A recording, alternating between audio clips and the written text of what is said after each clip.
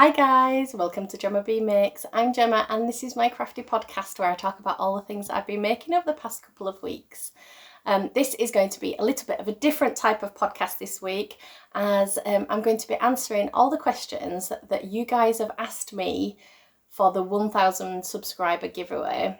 So at the end of the episode today, I am going to be announcing the giveaway, which will be one of you that have asked the question in the last episode. And I said last week, I didn't know when I was going to be able to podcast again. I thought it was going to be months. But my mum was so happy for me that I'd got the 1000 subscribers. And she is like my biggest fan, obviously, that she offered to take the boys for an hour, which is just, yeah, thanks mum, thank you. I know she's watching. So she is going to be giving my boys some lunch while I can sit and talk to you guys for however long. I didn't have any prizes in mind. It came up as a little bit of a shock, this giveaway, but it was Yorkshire Yarn Festival. Now, I think I missed the mark. I missed the drop off with the Yorkshire Yarn Fest, and I didn't manage to order anything. So I thought, what best than to order something from my favourite yarn dyer, who I talk about all the time, which is North Shire Yarns. This is North Shire Yarns, little tag there. And this is what I got for you guys. This is called the, I think it's the Blossom set, Cherry Blossom set. So we've got the big skein here. Look at this bad boy, it's so lovely. So the big skein here is called Blossom. And to match, we've got, what's it called? Cherry Chocolate and Cherry Fizz. So that, yeah, it's called the Cherry Blossom set. So it's Cherry Chocolate, Cherry Fizz and Blossom. And I just thought they were absolutely lovely. So this is going to be going to one of you guys. I also got sent something absolutely stunning for a prize. So this one here is one of Mel Brown's hand woven scarves, and it is amazing. It's so long. I'm so impressed with it. So when this arrived the other day, I put it on straight away. I'm going to do it again. I put it on straight away because I just like, you've got to be able to feel these things, haven't you? Look at the size of this. I just love it so much. It says, it might stay with me. But there's a little black fuzzy bit somewhere. This bit here just feels amazing. And little James wanted to keep it for him, and he wore it for a little while. So it's going to be coming to you. I'm sorry if it smells like baby. It doesn't. It's lovely. So a big thank you to Mel for giving us that for one of the prizes as well. It's really nice. And also I got given North Shire Yarns. I told her why I was buying this, and she really, really kindly has given us a coupon code for everybody in the UK. So it's a UK code only, but if you go to her website and want to order anything, you can get 10% off using the code GemmaBeaMakes, all caps. I'll write it here how to do it, but GemmaBeaMakes will get you a coupon code of 10% off to the UK for a week between the Saturday, the 13th of February to the following Saturday, which I think is the 21st. Yeah, 13th to the 21st. Is it? 20th. Anyway, I've written it down. So if you want to, which I totally think you should, northshireyarns.com.co.uk. Oh my goodness, I will write it all on the screen and I will link down below if you want to go have a look at her yarn. Yes, it's really, really nice. This is on a standard sock base, so it's 75% Blueface Leicester and 25% nylon. Really, really nice. So this is going to one of you guys. Thank you so much for everybody who did comment and liked and subscribed again, because there's lots and lots of new faces. So I have got my giant list of all the questions that you guys asked me, and I'm just going to start going through them. I have got a little bit of knitting to show you. I think I'll show you at the end. And it's the jumper that I've been working on because it's the only thing that I've been working on this week. So I will keep it for the end. So let's get started. Where do you start? I think start from the beginning. Lots and lots of questions that we got asked. Lots and lots of questions that were asked kind of overlapped with each other. So I'm going to kind of just do story time. So come along for story time. We'll start at the very beginning of where did I learn to knit. So technically, my grandma taught me to knit when I was about 8 years old, I think. I remember her teaching me how to knit, and we did it on really big straight needles, and my grandma used to tuck the needle under her arm. I remember that. And all the yarn that she used was all grey because she used to knit our school jumpers. So she never had any colours, it was always all grey. And I just remember making like really holy scarves. And we used to go stay at my grandma's house on a weekend, and I'd always pick up the same bit of knitting and make some more holes in it. But I never really took it anywhere. I'm going to turn my phone off. Excuse me, sorry, very rude. I'm just going to put my phone on silent because these groups are blowing up. It's just started to snow. Oh, that's very pretty. Yeah, sorry. So I was talking about, wasn't I, my grandma. Yeah. So my grandma B, she is my namesake. I'm Gemma B. That's my middle name, named after grandma. So yeah, she taught me how to knit when I was about 8, but I never carried it on. It was something that I did when I went to her house. I think she gave me her knitting needles and her bag of like grey yarn when I turned about 12, I think. And again, I think I knit a little square, and I never did anything. I knew how to do it, but I never did anything with it. And then in 2015, so like 5 years ago, 6 years ago, so 2015, my really good friends were getting married, and my friend wanted her bouquet to be crocheted flowers or just handmade flowers, and there was a group of us, I think there was about seven of us, who all learned how to crochet, so we could all crochet. Well, there's a few of the girls already knew, but I learned how to crochet, so I could crochet a flower for my friend for her wedding in her bouquet, and I just kind of took it from there. I really enjoyed how to do it. I learned just by following YouTube tutorials. I started with doing the flowers, and then I just slowly took crochet. I did some blankets, some granny stripes. I really liked the graphgans, so I did a really big graphgan. It was supposed to be a children's sized cot blanket, and it ended up being the king size hugeness, making lots and lots of mistakes on the way. But I really enjoyed the crochet. I did it for about 2 years solidly. Just making little amigurumis and just learning how to do it. And then I found Ravelry, and wanted everything that I wanted to make was knit and not crocheted. I wanted to make a jumper. I just wanted to make myself a cardigan or a jumper, and everything that I was looking at was learning how to knit. So I thought, right, okay. And I found podcasts and I kind of fell down a huge podcast hole of just binging on lots of different people, and it was so inspiring, and I just wanted to learn. So I knew, like I say, I knew how to knit, but I didn't really. I didn't know how to cast on. I needed definite reteaching. I only knew the knit stitch. I couldn't do any of the other stitches. So yeah, so I learned how to knit again using YouTube tutorials. The first thing I knit, I think that was one of the questions, the first thing I knit was a baby cardigan for my niece Heidi. I think I followed a YouTube tutorial. start to finish. It was a pattern on YouTube, and you just knit along with the lady who did it. I can't remember what it was.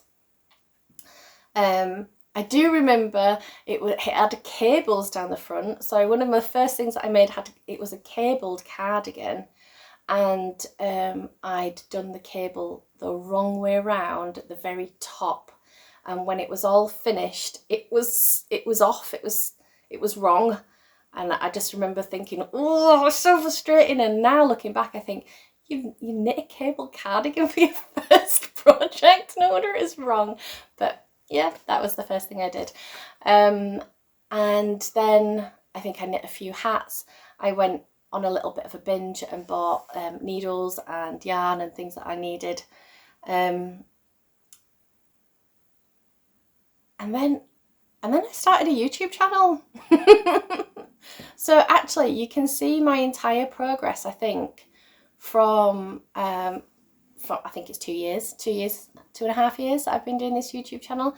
And one of the second or third knit projects that I did, I got myself some nice yarn, some nice indie dyed yarn from Joy's Rainbow, and I made myself the big 3-colour shawl, which actually since then I've pulled out because it was really bad. And I knit my friend a 7-colour cardigan, like a big rainbow cardigan.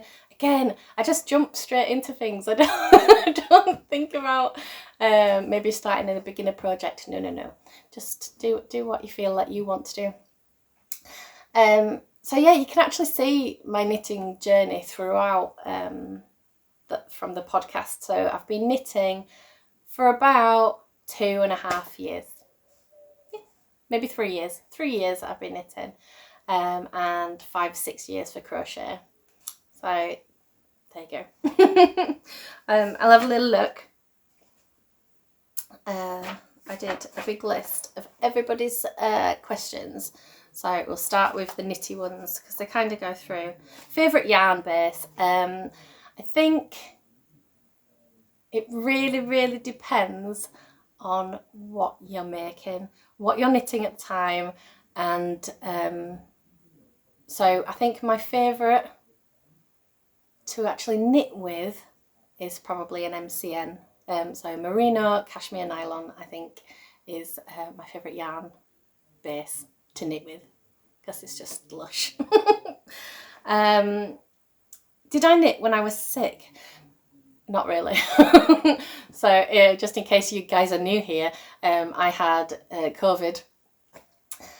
I think over the whole sickness period, there was about 4 days in the middle where I was just crashed. So no, I did not knit when I was in a ball on the sofa, still trying to homeschool and look after my 2-year-old. No, I didn't do anything. I curled up in a ball and I gave each of my children a screen and said, just do what you can. It was bad. But no, yeah. My favourite designer, I don't really have a favourite designer. I don't, oh, the sun is coming out. The snow has stopped and the sun is coming out.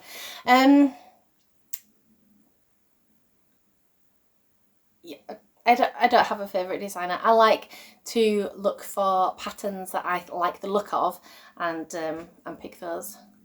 Do you know what, actually? Amy Vanderlaar, who did the beeswax pattern, she's done a cowl and a hat and mitts, and she's got some other things, but her techniques of how to do certain stitches and how to manipulate stitches so they've got depth to them, I think is brilliant. So Amy Vanderlaar, she's my favourite. There you go. Your least favourite item to knit? Least favourite? I don't have a least favourite. Knitting's knitting. Favourite Yorkshire yarn shop? I can't really think. There's a few. So there's one I've got a really local yarn shop called Top Stitch, and she just opened quite recently. But she's got a nice, huge, big wall of commercial yarn, And every now and again she gets a few little indie dyed in. She's got a lady that does like local hand spun. I think one of the farms local, the lady has sheep and she shears the sheep and spins, and so she sells her local spun wool, so that's really nice. And she sells a little bit of fibre as well. So I'm going to say top stitch. Most enjoyable project. Okay, my most enjoyable projects to do are the ones that I do myself.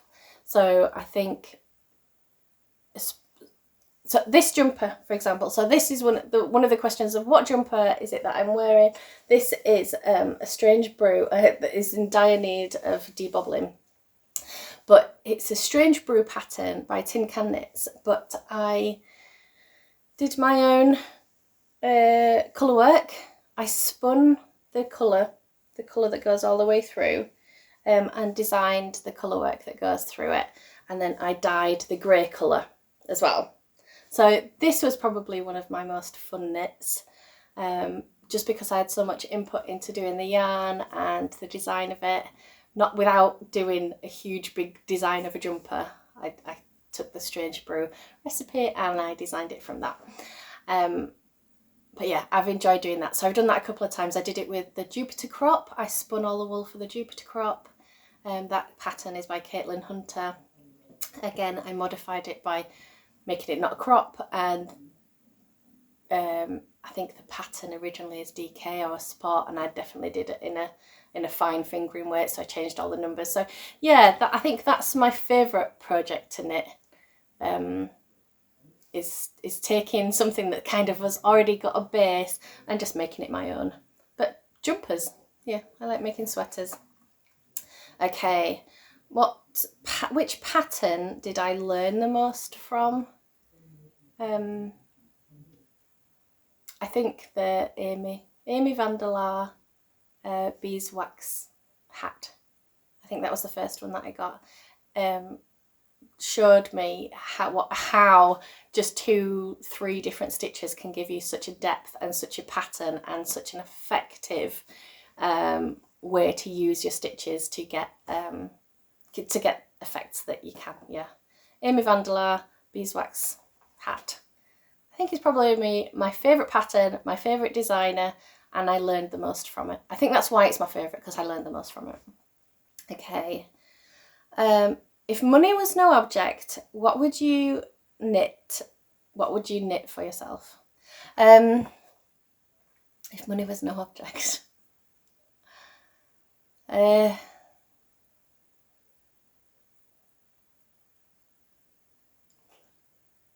Oh, do you know what I really do want that I think is very expensive and worth it and should be expensive for what it is? There is a lady on Instagram called, I think, Shelley Morales, I think is her name. I'm going to put it here. This is Shelley, and she does the most stunning hand spun yarn. It is just beautiful. And I think if she's over in America, so if I was to buy her yarn, there's always shippings and customs, and it just gets very expensive. And because it's hand spun, it's already very expensive, but the quality of her yarn is absolutely beautiful. So if money was no object, I would buy as much of her yarn as I could get, and I would knit all the things, all of them, all the things head to toe. Favourite yarn?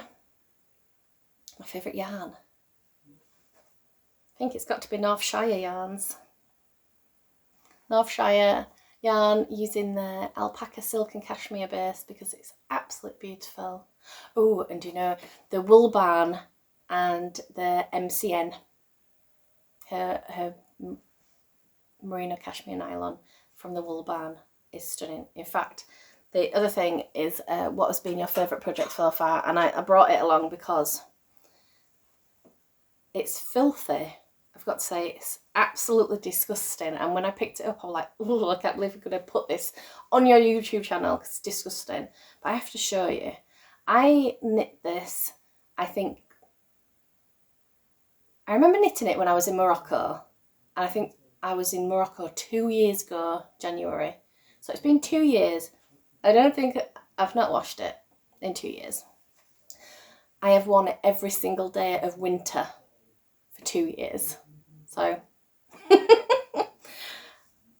it is my most worn shawl. I wear it as a big scarf every single day. The yarn is so soft, and there is not a pill in sight. It is not pilled, it is not, I mean, there's a slight rub to it. It's filthy. But this has definitely been one of my, it's my most worn make. It's one of the favourite things that I've knit because the yarn is so stunning. It was definitely a bit of a slog towards the end because obviously it's a big, I think it's 3 skein shawl with tassels.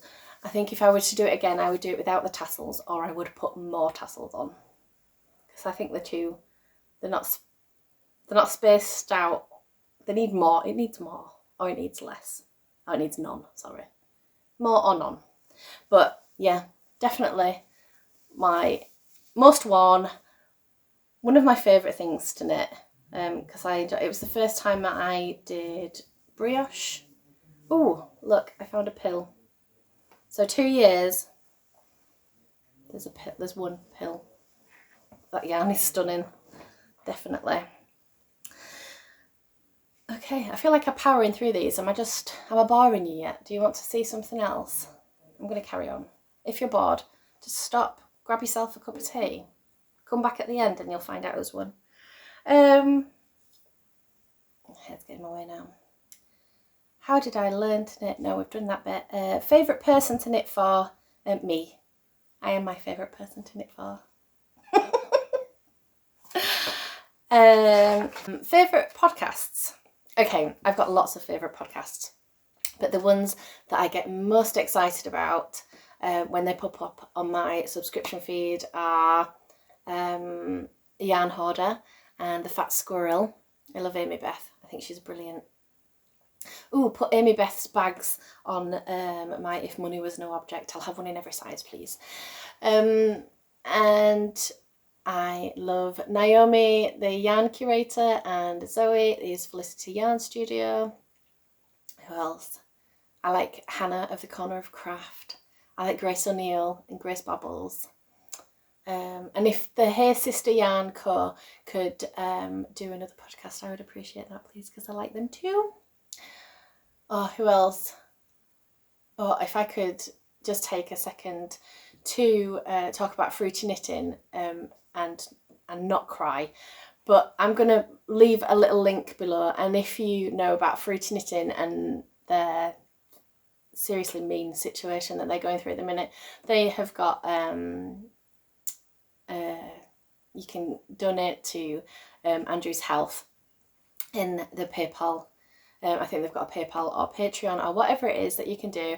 But yeah, I'm going to leave a link down below to for Andrew's Health, because I can't wish you enough love right now. I'll cry if I think about it. So yeah, but yeah, lots of podcasts. I like watching lots of podcasts. I like the ones that inspire me and the ones that make me feel like I'm not a crazy lady for staying at home and knitting and spinning my own wool, because I know there's other people out there that like to do the same. I'm not on my own. In my crazy little corner. Okay, there was lots and lots of questions about Podcast Corner and my books. So you can all see that I like Robin Hobb. Yes, it is me that likes the fantasy books. I have filmed another little section of my Podcast Corner and a few little bits about all my bookshelves. So here you go. Here's my bookshelf and Podcast Corner. So this is what you can usually see. As I come out, you can see I've got another shelf below full of Remedy Feist, one of my absolute all-time favourite authors. I love this whole entire series. I think there's about 22 books. When you pull back down, you can see, yes, I am sat on the floor on the bottom there. The bottom row is full of like kind of miscellaneous hardback books. There's a few more Raymond Feist and Michael Marshall, who is a brilliant, brilliant author. There's a little World of Wool box there. That is full of my spinning fibre and my little sock blockers sticking out the bottom. The next shelf up there is Trudy Canavan. I really enjoy her books. And that is usually where all the things live where that I want to show you on the podcast. So there's a few little bits there. And then as you come up, this is Catherine Kerr. Now Catherine Kerr is my all-time favourite fantasy series. Let's have a little look. I'm going to try and pop you still here. As you can see, these are probably the most well-loved books that I have. Some of them don't have covers anymore. Some of the pages are coming out. Oh, yeah, the cover's all fallen to bits. Oh, got some random bookmarks that are still in there. This series is the only series that I have that I've really wanted to reread. Well, I've reread them 100 times. But they're not on Audible, which is what I have reread all of these books recently. Well, within 2020, all of them I've read all. Oh, apart from these. I've not reread those. They are very good, but I haven't reread them. Or the Karen Miller ones here.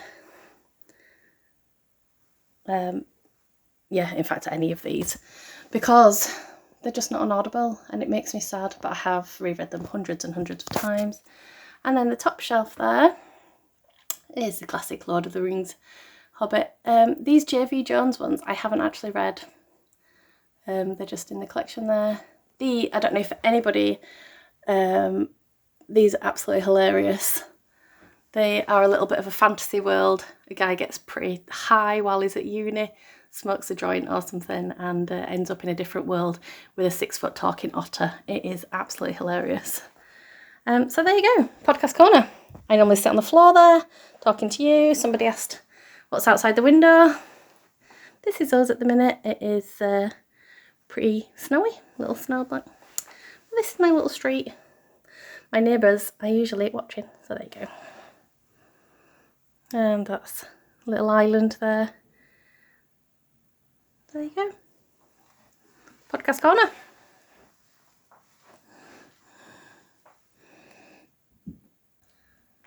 Did you like looking out my window? It's cool, isn't it? The lady over the road there has just pulled up.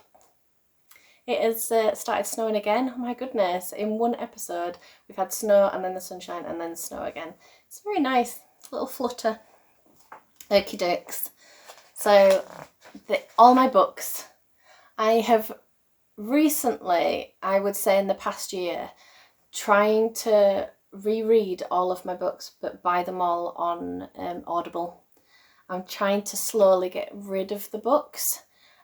This big bookcase from IKEA. Sorry, I've got something on my face. It's like really itching. It's probably my hair. We had three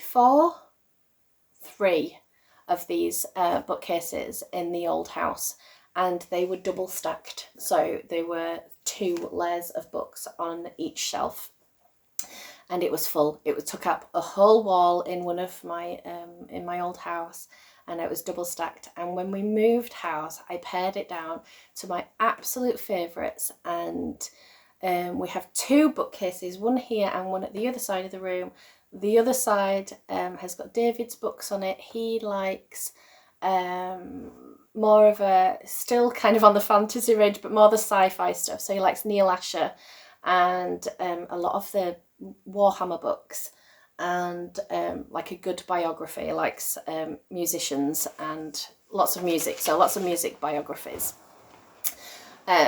So that's his shelf, but that's over there. And that's where also I keep a few of my knitting books and my sewing patterns and my sewing books. I'd show you the knitting books, but there's I've got to admit, I have them. I've not read any of them. People tend to find out I knit and they go, oh, I've got this. I go, oh, yes, please. Because I think one day I will look at stitch patterns, and when I eventually think a little bit of inspiration needs to hit, I'll have a little look through, but I don't know. I don't even know what they are. So, yeah, so my books, I'm trying to reread everything by getting it on Audible. Like I said, my Catherine Kerr are my favourite ones, and they are not available on audiobook. It's quite sad, because I can't knit and hold a book at the same time, and I don't like reading off a screen, so I don't like the ebook. I don't really like the idea of a Kindle. I don't think I'd ever use it. But I love listening to them while I do knitting, or while I'm sewing, or just general cleaning up, avoiding children, anything, just cooking tea. I like to read a book. In fact, I've always loved reading, and I am that person that used to read walking. People used to think I was completely crazy, and I'm sure most of you do too. But when I used to walk to work, I used to just read my book. On the way to work, on the way to the shop, anywhere. I could walk anywhere, I would be reading my book. I might have crashed into a few bins and lampposts in my time, but not many. You know, it's not hard to do. Audiobooks are much better. No more crashing. Yeah. I like reading out of a completely different world. I don't want to think, you know, give me magic and elves and a dying love story and I'm good. Okay, next page. That was a whole page of questions. Have I been talking way too long? Quite likely, but I'm going to carry on. I'm going to start talking about spinning. Shall I just do my little spinny story? So in fact, I think if you go to my very second podcast, I think, the first time I went to Leeds Wool Festival, that used to take place every year in June, but has not for a while. Well, for 1 year. It just feels like forever. It just feels like forever. It's not going to be this year either, so it's going to be at least 2 years without it. But the first one I went to, James was very, very tiny, so it was in 2018. 2.5 years ago. Yeah. So we went to Leeds Wool Festival, and I was just having a nosy around, and the festival takes place inside Leeds Industrials and Textiles Museum. It's called Armley Mills, and in my head that's all I think about is the Armley Mills, but it's Leeds Industrial Textile Museum, which is also the home of the Spinners of Air. So when I went to go to the show, all the spinners were all out showing everything that it is that they like to do. There was also a stand for the Bradford Guild of Spinners, Weavers and Dyers, so they were kind of in part next to each other.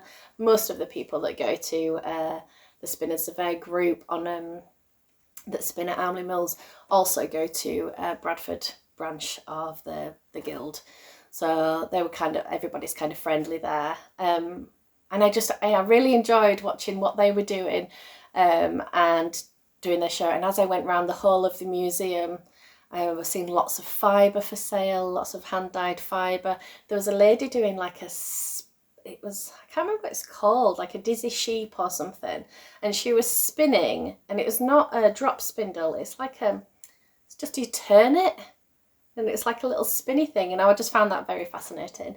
I can't remember what it's called or who it's by, I'm very sorry. But yeah, by the end of the festival I'd gone around the whole thing. Oh, that was it. I was talking to some of the girls from the spinners because I had James with me, and he was very, very tiny, and I put him in the sling, and there was a bit of a space behind their stall, and I parked the pushchair there. So I parked the buggy and I took James around in the sling. So I did a little bit of a chat. So I started there, parked the buggy, and then had to go back there at the end of the day. And I've just been so inspired by everybody doing all the spinning and the fleece. And when I got back to pick up the pushchair, the guild was selling a little starter kit. So you got a starter drop spindle and 2 pieces of dyed fibre, and it was £10.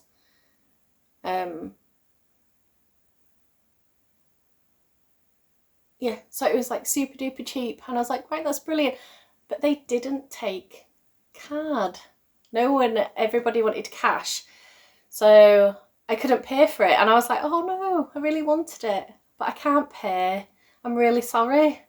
But and she said, well, are you local? Because you could come back on Wednesday. We're here every Wednesday at the Spinners Guild. We'll save it for you. And if you want to come on Wednesday, you can pay for it then. And that's what I did. So I went to the local group, and I've been going every single Wednesday since, until we all know until what, because the whole world is shut down right now. I miss my spinners so much, but yeah, every Wednesday since then I went to Armley Mills Museum, the Industrial Museum, and had a couple of hours on a Wednesday and spun with the girls. They showed me how to do it. They showed me how to use the drop spindle. They showed me the drafting. There was a spare wheel there that I could try and I could use. And then they told me about the Bradford Guild. I went and joined Bradford Guild, and I could hire out a wheel. That was like £5 a month to hire a spinning wheel, to see if I'd like to join it. And then yeah, my spinning journey is taken from there. So that's how I started, and how long I've been doing it, and how many people I miss. I need my people back. So how did I learn to spin? Yeah, how long does it take you to do 100 grams, and how do you do it so consistently? Okay, so how long does it take? I can usually, when I do a little spinning session, I'll do a couple of hours on an evening. I'd either do it when James is asleep, but we all know that's gone now. Oh, too emotional. So I'd spin when James was asleep for an hour, or I usually do it for an hour or two on an evening. And I'd usually do about 25 grams of fibre of spinning at a time. So how long does it take me to do 100 grams? It takes me 4 hours to spin the singles, and then maybe 2 hours to ply them, maybe. I don't know. That's 6 to 7 hours to do 100 grams. How do I do it so consistently? Just practice. I've got to say, I use the electric eel wheel to spin with. It spins very fine yarn. I think that's just the nature of the little machine, the wheel. I can't spin it any thicker on that particular wheel. I can on a manual wheel. I've got an Ashford traditional, so I can spin a little bit thicker on that, but it just tends to spin itself. It doesn't spin itself. It is just a technique, but it's just practice. And I spin every week. I have spun every week for the past 2 years. So just keep practicing. It's fine. Have you ever spun Cheviot? Cheviot? Don't know. No, I haven't. I don't even know how to say it.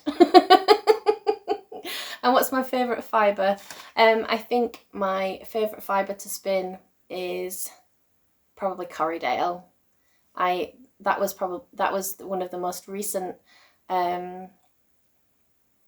fibres that I bought. I'm spinning at the minute for a jumper, a colourwork jumper, and I bought it all in Corriedale because it's really nice. It's bouncy, it's lofty, it keeps the air in, it's nice and warm, it's soft on your hands, easy to spin. But I also really, oh, do you know, I'm going to show you. Did you see in the little thing? There's a little pile of stuff that I wanted to show. This is what I ordered a little while ago from Hilltop Cloud. And it is, so last Tour de Fleece, Katie of Hilltop Cloud did a set of 12 colours, and these were leftovers. Oh gosh, it's so soft. So I bought 4.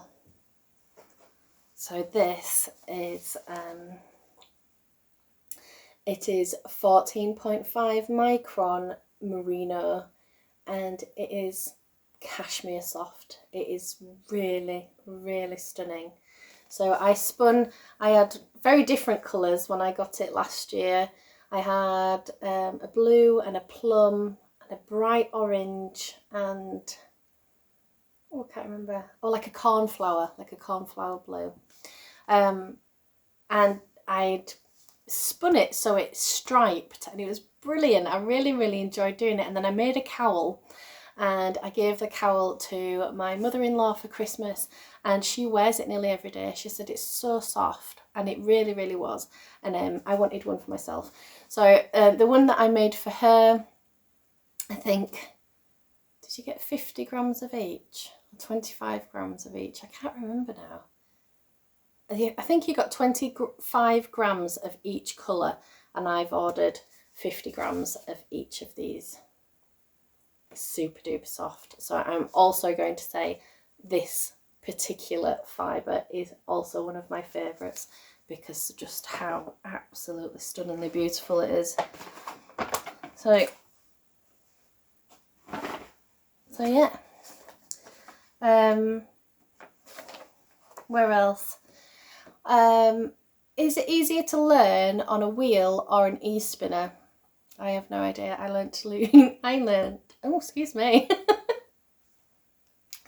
I learned to spin on a drop spindle. So actually, I don't know. I think it would probably be easier to do it on a wheel where you control yourself.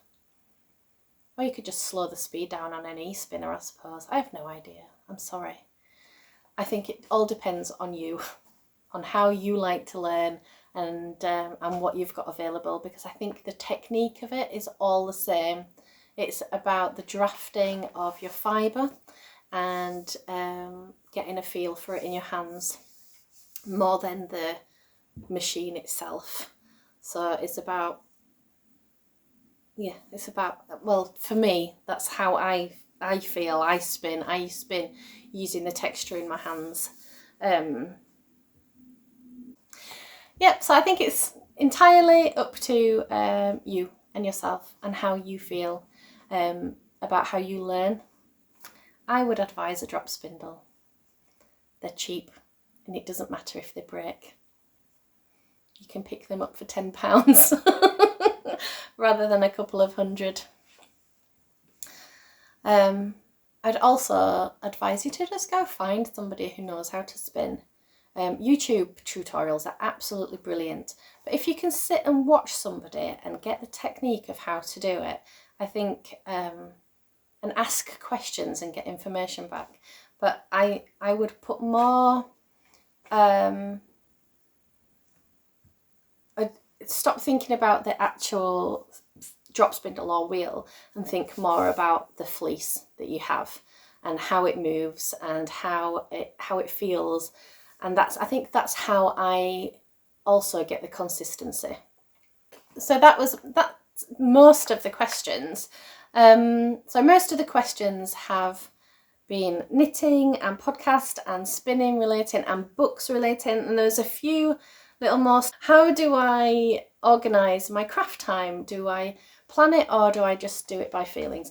So how many different crafts do I do? So I like to crochet and I like to knit. I also like to sew.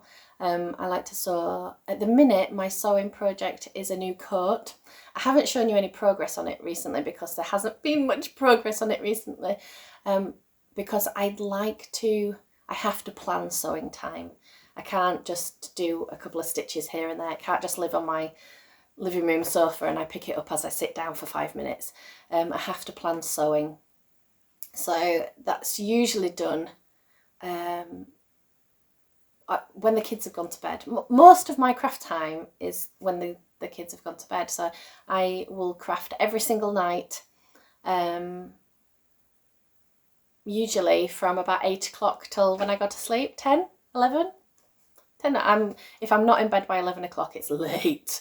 But I usually, from about 8 till 10 is when I do my craft time. I've got the boys at home most of the day. I used to do a little bit when James was asleep, but he don't really sleep much anyway. And now that we're homeschooling, a lot of that time was taken up with Edward anyway. So I don't really craft much through the day, but I just do 2 hours every single night. Except for the sewing, because it's quite seasonal. At the minute I'm sewing a winter coat and winter is nearly done. But I need natural light to sew with a sewing machine. I can't do it on a night time. And so I need to do it on a weekend. So yeah, I try and, if we've got a weekend where I can just say, I'm just doing some sewing, and I'll take a 3-hour block or whatever and do a little bit of sewing. Or do I just do it by feeling? Yeah, when it comes to knitting or crochet, when I sit down, I just pick up what I'm feeling at the minute. That's it. My hair care routine, I know I go on about my hair. So if you look, I think it has been a year now that I've been following kind of roughly the curly girl method. So if you look back at my podcast from about a year ago, you can see I had really quite long hair and it's just frizzy, and my whole life I had frizzy hair. And it turns out I just didn't know how to look after it because it's actually quite curly, as you can see, curls. So what products do I use? I just use a shampoo and conditioner by Maui. I think it's called Maui. It's got no parabens, no silicons, no sulfates. It's more expensive than my usual store brand shampoo, but it's not ridiculously expensive as some of the others. So at the minute, I'll always buy it when it's on offer. At the minute, it's half price. It usually goes on half price at least once every 3-4 months, and it's £4.50. So it is quite expensive for a shampoo, but it looks after your hair. So I use the Maui shampoo and conditioner. I also use the hair mask, say once every 2 weeks, and I'll use the hair mask as a leave-in conditioner. There you go, that's what I do. And hair gel, just a regular VO5 hair gel, and I just scrunch, and this is my hair. So it's kind of curly girl, but on a really budget method. Okay, the camera just completely cut out. I've run out of space, so I've got a very finite amount of time left, which is good because I've nearly finished. I'm sorry, did it cut off? I think it cut off me talking about my hair. I did get all the way to the end before I realised. Anyway, let's do a little bit of reshooting, shall we? So, a few last little questions to go through. Stop apologising for the light. I'm sorry, I'm British and I can't stop apologising. So the last episode, when I sat down, it really was like dusk. It was getting dark outside. I just assumed you couldn't see anything. I film this podcast on, we've got a little Samsung tablet, and I use the forward-facing camera because it's the one that my editing software likes the best. It just means I can't see myself when I'm filming. It also means I'm not staring at myself when I'm filming as well. So most of the time I can't see what's happening, which is why when the camera cuts out, I can't see it. But yes, okay, I'm sorry. I will stop apologising for the light. I'm sorry. I can't help myself. Will I take the vaccine when it's my turn? Yes. I don't think I will get a turn. I'm in an age bracket where I don't think I'll be offered it. I'm also of good health, so I don't think I'll ever be offered it. But yes, in a heartbeat, I would take it. My grandma is 93. I am her main carer. I would like to hug her, please. But yeah, I think that's it. I think that was all the questions. There's a few kind of overlaps, so if I didn't answer your question, I'm very sorry. Write me in the comments and I will answer it next time, I promise. But let's get to the end where we can announce the lovely winner of our North Shire yarns. And this beautiful, beautiful woven scarf by my lovely friend Mel. Look at these bits, they're just ace, aren't they? Thank you, Mel. So the winner, by random generator that I did earlier, is Courtney Ormsby. Thank you, Courtney, for subscribing and commenting on my channel. These are going to be on the way to you. You just need to get in touch. Sorry. Where is it? Where is that hair?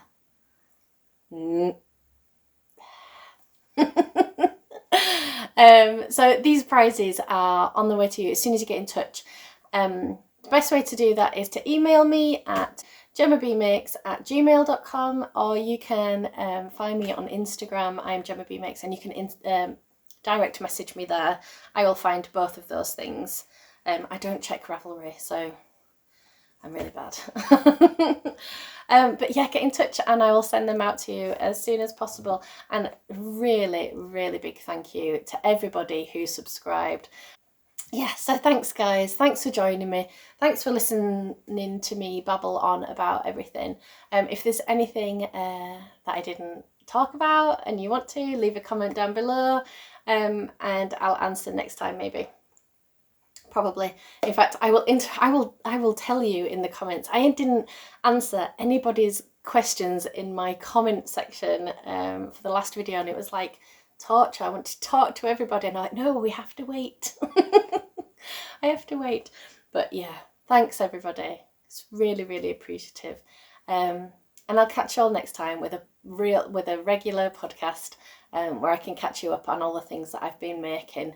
Hopefully wearing a finished jumper, because we are very close. But yeah, see y'all later. Have fun with your crafting, guys. Bye.